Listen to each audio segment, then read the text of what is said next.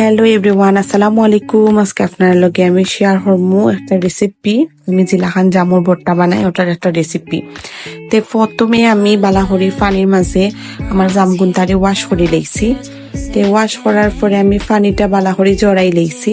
জড়ানির বাদে তারপরে আমি আমার গাছটাকে তোরা বাহর পাতা ফাড়িয়ে আনলাম, আনিয়ে বালাহরি খাটি দিলাম। দেন আমি রসুন শুকনা মরিচ একটু বাজলাম, আমার ওলাখান বাজিয়ে দিলে ভালো লাগে।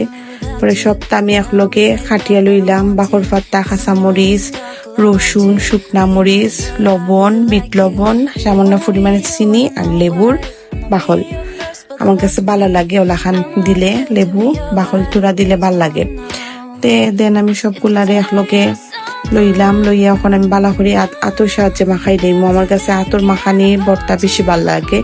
আর আমার কাছে সবাই খোয়াইতে তুমি যে মরিচ ওলাখান বাং করতে তোমার আতো জ্বলে নানি, আর আমার অভ্যাস হয়ে গেছে এখন, আর আমার তো আতো জ্বলে না, আমার বালাই লাগে। দেন আমি সবগুলা মশলারে বালা করে মাখাই দিলাম। মাখানির বাদে তারপরে আমি এখন সবগুলা জামরে এখন আমি মাখাই দেবো। আমার কাছে লাগে যত বেশি মাখা নিব তত বেশি মজা লাগবো। আর ও তো গেছে আমার জামুর ভর্তার ফাইনাল লুক।